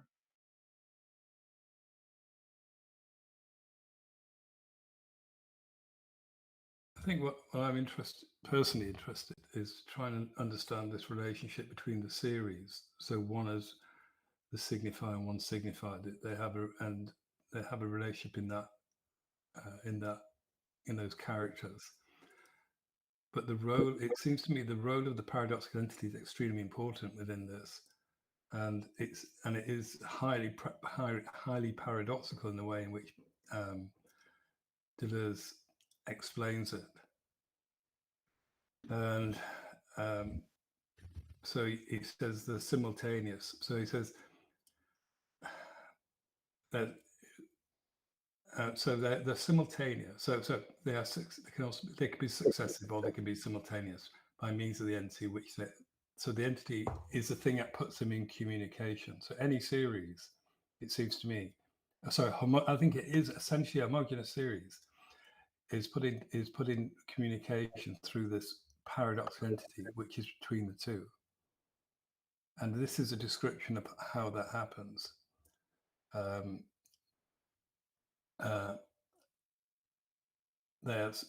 But they're simultaneous without ever being equal.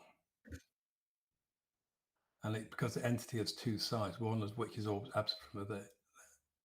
So it has to, therefore, to be an excess in the one series and lacking in the other. So it's just trying to get my head around all this. It seems really, like I say, it is complex, but it seems quite important to kind of understand that, I would have thought.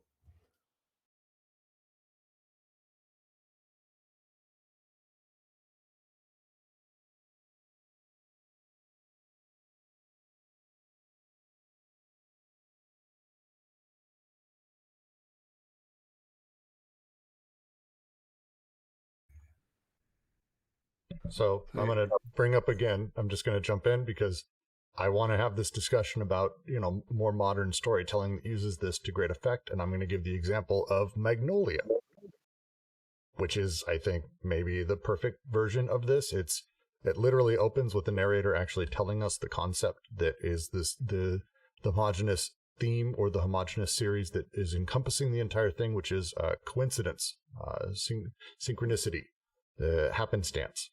And at that point, the series, each one of them, diverge greatly, and they have extremely minimal crossover, but 100% as we watch it, the nature of coincidence that is the paradoxical element that keeps them separated, that keeps them apart, that constantly is moving them, becomes that seemingly homogeneous thing that is through the whole, that actually makes the film what it is. And is this not a good example?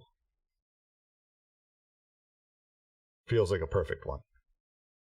You should see this movie if you haven't. Jesus Christ, you need to see this movie. You're talking about Steel Magnolias, right? No, you made that joke in text, or are you thinking I'm serious? Are you being serious? That's I would never joke, but everything I say is intended to be serious. Oh my God, I can never tell with you. Paul Thomas Anderson did this movie, and it's brilliant. It's brilliant. I was going to bring up Magnolia, and I wasn't sure before, but when you said it, and I was thinking about, even with the traffic example, this sentence from page 38 where he says, on the contrary, the essential appears when small or great differences predominate over resemblances and become primary. In other words, when two quite distinct stories are developed simultaneously, or when the characters have a vacillating and ill-determined identity. And it just made me think about, like I was saying a little bit in chat, of like especially if you're we brought up Stargate before. If you're an unrepentant sci-fi fan, you have a kind of like masochistic relationship with things that you like, because there's a lot of garbage in there, even for a good series. But there is this kind of position you can get into that's quite like complacent. And Ben and I are watching Star Trek all the time on this server, and an episode will come up, and you're like, "Oh man, this B plot. Oh, I hate this B plot. Why can't it just be A plot?" But like that question in and of itself is, I love the way he's framed it, because it's kind of a farcical or a pointless thing to say, because it's as though there could ever only be an A plot. Like even in the most focused and complex and very long form kind of story, like there's always going to be an A and a B series, and the question is, what is it, a great difference or a small difference? But that in animating, it basically gives depth to the common sense notion of tension in storytelling, rather than it just being, oh, it's interesting to have tension. Is that, well, it's actually in those spaces where the story emerges, which I think is a really interesting angle. Oh, no, I love that. And I think when we talk about homogeneous and heterogeneous and the difference between them, as he's referring to me, it's the discussion where he's saying it's seemingly so because it's homogeneous in the sense that they're pointing, like the series are pointing at the same concept, but they're also at the same time pointing at different things. And so because of that, it's seemingly homogeneous sort of in the sense of them, but the reality is they're pointing at different like literal objects and stuff and manifestations and all of that. So it's seemingly homogeneous, but it's really heterogeneous. And then when you break it down, those also themselves, it's like, oh, all of these things are seemingly homogeneous, but really they're heterogeneous. It's all of them are meta-series every step of the way. Like there's no moment where it's like purely heterogeneous or purely homogeneous just by the way that propositions act. And so having the A story, the B story, or the C story, or Pulp Fiction and how it intertwines the stories, like I think everyone would agree who's seen Pulp Fiction, pulling one of those stories out lessens the film and its impact significantly. And that's, I think, a little bit of his point, that these series, despite, a series that has this displacement that is separated, that seems to be pointing at the same stuff, it elevates that sense despite being about different things. And I really do love the way of thinking through that.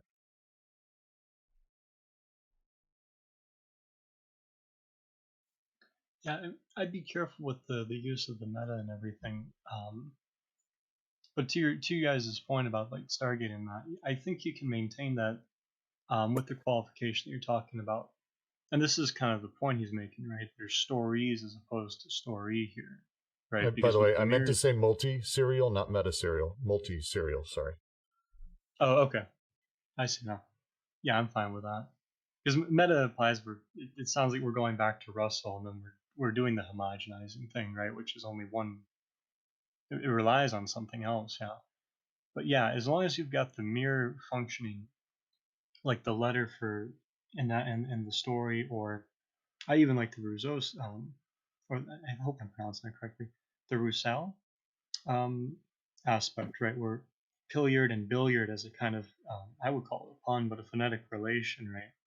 The way that story gets constructed is through the simultaneity of those two series, right?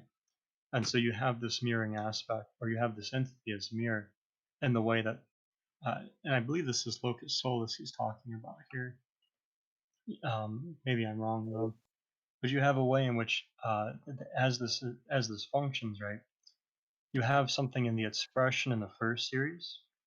So it's not even necessarily a point about plot per se, or plots, but more so how we would even get plots, I think. Because as this mirror functions, right, the expression in the first series, right, creates an excess, and there's a lack of that in the conceptuality of the second series, right? And this mirror acts similarly to the mirror as far as I can tell, right?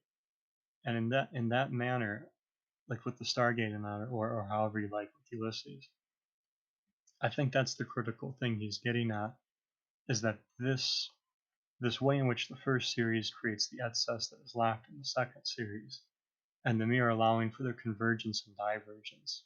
I think this would produce plots, so that's how you would get things like an A and B plot, I think. In the same way that Ulysses for Joyce, you have Bloom's plot, and then you have that of Ulysses, right? But because this is in motion and everything's changing, right, you don't have that homogeneity in the first place. Rather, you've got the heterogeneity that makes that homogeneity and that perspective possible in that. I think we're getting hung up on these terms. I really do. Homogeneity. I think they've kind of stuck. We've come up what the French call idée fixe. I think the key here is where we are at the moment is this paradoxical entity which is between the two, and its relationship to the two, and it's kind of, it communicates with between, it lets the two communicate in, but on the condition that they endlessly diverge.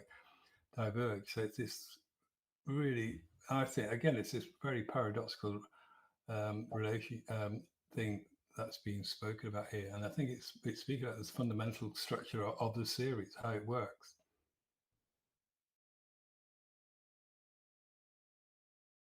This is fair. We have I'm shocked. I know we got stuck on minutia. That's never happened to us before. It's a fair point though. I don't think we're getting stuck, but I do think I think Derek is right that like this is probably worth its own discussion elsewhere. But it's as I say, we're now yelling about the finger and ignoring the moon it's pointing at. because the underlying sort of thing we're discussing here is what Derek said. I think he's right. I think it's good to have a discussion about the finger, but we are getting a little stuck. And we do only have about 10 or so minutes left. Is there any major last points that anyone wanted to sort of bring up on this? Because I think this has been a really fun discussion, but I'd love if anyone has questions, any thoughts, anything at all, please type away and ask, or ask in voice. We're here.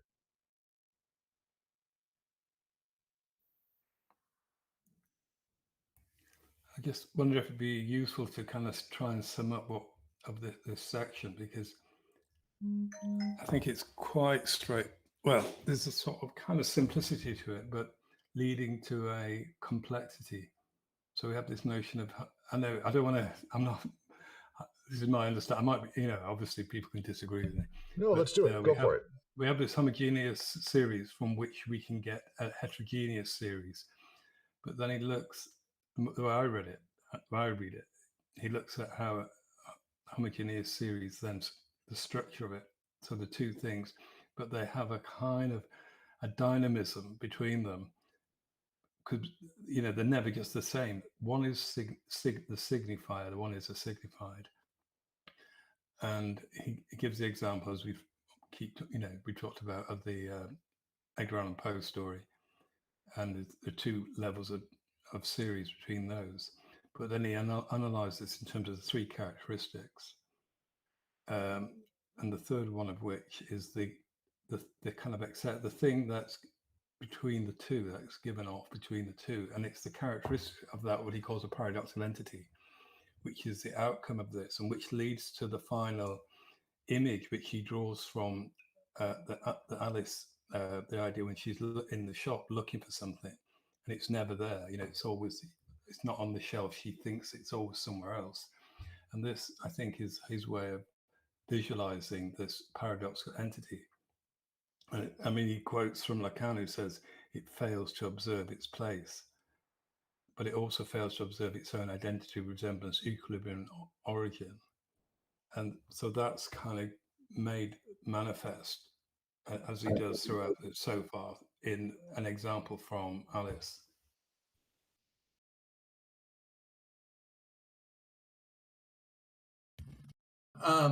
An example from computer science is, say you have a data structure node that has two parts. One part is the value, and the other part is the reference. And so, with that, those kind of nodes that are structured like that, you can build up any kind of data structure that you want. And this goes along with the where he says on page 41, the fact that there is no stranger element than the double-headed thing with two unequal and uneven halves. So this is going to be very important for Deleuze, as we go forward, this idea that there's this double structure with two unequal halves in data structures. That's kind of a node that has a value part and a reference part, or a pointer, and which is then pointing to the next node along in the data structure. And then you can build up grids out of that, or whatever you want out of that kind of node.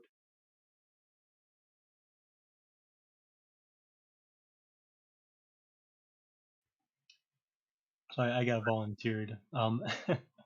So I like, so Derek, I don't fully disagree with you, but the thing is, I don't think you start with the homogeneous perspective to get the heterogeneous. I think the latter is actually a condition for the former, right? To have that homogeneous move in the same way that I think for Plato to have being in the way he's going to prioritize, right? That depends on something that's kind of being subsumed, right? And that's going to be this heterogeneous series in this sense, right? So I don't think Deleuze is saying you start with the homogeneous and move to the heterogeneous. I think what he's saying is that these two series of signifier and signified make possible something like that homogeneous, right? Because you've got to have some stuff to make homogeneous, right? You've got to make a set out of that in a certain way of looking at it. And so if that's the case, that the homogeneous would seem to follow then, right? And so in the same way that being seems to follow for becoming, is at least as I'm reading the first, at least the first series of paradox, that seems to be the first paradox for Deleuze, is that what we might say is like the common sense or doxic perspective of Bertrand Russell, as Kent explained it, right? That's being broken with paradoxically, in the same way that common and good sense are broken with in the first paradox. So I would just say, I think I come somewhere actually in a third place, maybe between both of you again. So to say, paradoxes always come from infinite regress, which comes in serialized form. The succession of names is homogeneous. It distinguishes names only by degree or type, as he says here. Each name denoting the sense of the name of the type below it. In the series of senses and names, each name is taken first as bringing about its denotation, then as expressing its sense. This act, this nature of the thing, because he starts by saying, if we only consider the succession of names, but that's not how it, like everything works. It's just starting from there. It's homogeneous. Then it gives us two heterogeneous series. Now, the two heterogeneous series, actually every homogeneous series of types, subsumes two heterogeneous series, one of each type concept, but of different from the type of the other object. So every series naturally becomes multi-serial.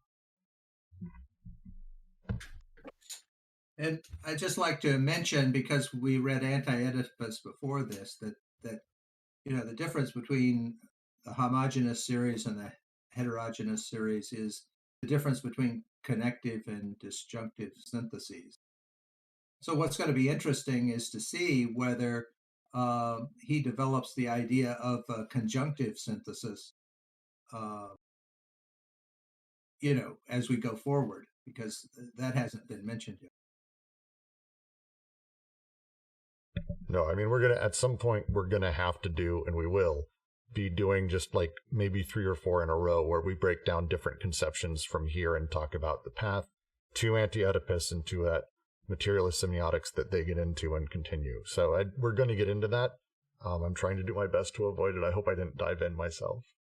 Like, it's going to be, like, a lot of this, I'm already seeing things pointing at different stuff, so it's really interesting.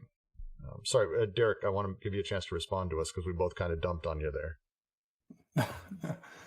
No, I mean, I think for me, there's an error in the relationship between the series and, for example, the notion of one being a signifier and one being a signifier. I think the series are, in their being a series, they then become they're then signifier or signified. They're not signified first, then become a series.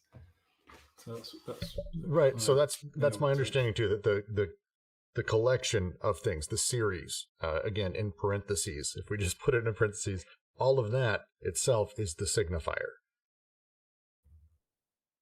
The series. Well, you're dealing all. There must be 2 series. It can't just be one series. That's the first thing. And the first series, and let's talk purloined letter. The first series of the king, queen, minister, series 1 is the signifier. The signified is the second series. That's right. The police. Yeah. Yes. This is how I understand it as well.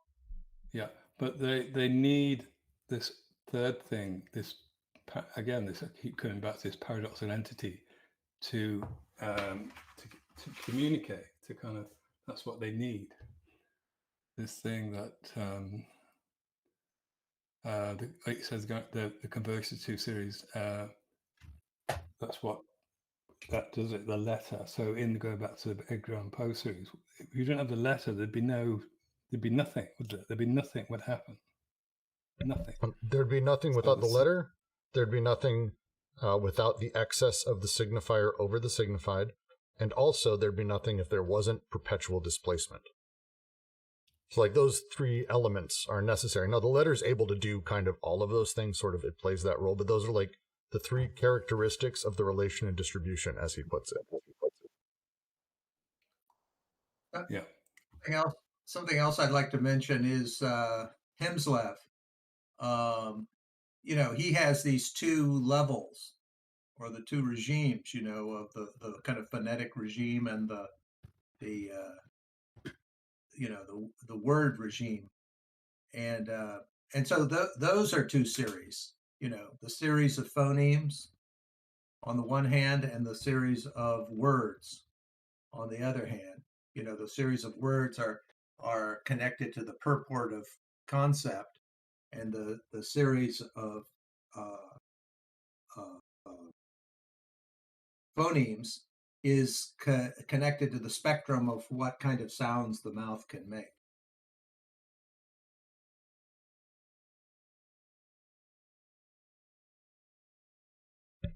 I feel like if I respond on Yomslev at this point, it's going to be like 6 more hours of discussing. I would love we'll get to that. There's 2 or 3 parts upcoming that are absolutely going to be Yomslevy, which is great. God, I want to talk about this right now, but I'm going to avoid. Before we close out, because I think, is there any last thoughts or anything we should be discussing before I do close out the recording and everything? Because I think we've dove in. We've talked through it quite a bit. Is there questions that are left over? Is there anything else?